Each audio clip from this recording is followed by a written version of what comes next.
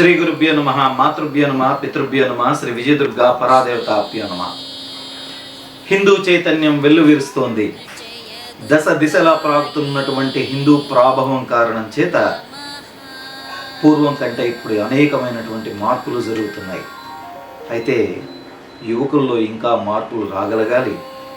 దానితో పాటుగా గ్రామాలలో చైతన్యవంతమైనటువంటి దేవాలయాల కేంద్రంగా జరగవలసినటువంటి అనేకమైనటువంటి కళల యొక్క కార్యక్రమాలు, ప్రత్యేకించి ఆయా దేవాలయాలలో భజనలు, వాటితో పాటుగా సామూహిక హారతులు మొదలుకొని అన్నింటినీ ఎంతో విశేషంగా చేస్తూ వాటన్నింటి ద్వారా కూడా హిందూ చైతన్యాన్ని ముందుకు తీసుకువెళ్ళేటటువంటి ఒక ప్రయత్నంలో భాగంగా ఈనాడు దేవాలయాల కేంద్రంగా జరగవలసినటువంటి అనేకమైనటువంటి కార్యక్రమాలు, ప్రత్యేకంగా ప్రభుత్వాల యొక్క జోక్యాల గురించి, అలాగే అన్యమతస్థులు ఆ యొక్క దేవాలయాలలో పనిచేస్తున్నటువంటి వారిని అందు నుంచి అనేకమైన ఇతర డిపార్ట్మెంట్లలో మార్చే నిమిత్తంగా కావచ్చు, అలాగే ప్రత్యేకించి హిందూ చైతన్యం యువకుల్లో నరనరాలలో అవంతా కూడా జీర్ణించుకుంటూ ఈ యొక్క దైవిక సంపద ఏదైతే ఉన్నదో ఈ సంపదనంతా కూడా తమ తర్వాత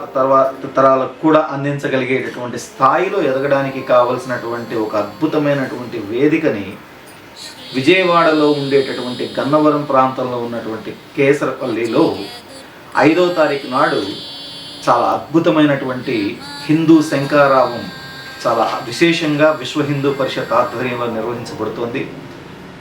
మొత్తంగా హిందూ సంఘాలందరూ, హిందూ బంధువులందరూ కూడా పై కార్యక్రమంలో తప్పనిసరిగా పాల్గొనాలి. ఇది మనకే కాదు, మన భవిష్యత్తుకు కూడా చాలా అవసరమైనటువంటిది. ఒకానొక సందర్భంలో అందరినీ కూడా చెట్లు నాటండి, మీ తర్వాత తరాలకు ఉపయోగపడతాయని అన్నారు. కానీ ఎవరు దాని గురించి సరిగా స్పందించలా. ఇవాళ అకాలమైనటువంటి వర్షాలు, అకారణమైనటువంటి ఎండలు, ఆ తీవ్ర బాధను ఎదుర్కొంటూ ఇప్పుడు మనం చెట్లు నాటే ప్రయత్నం చేస్తున్నాం.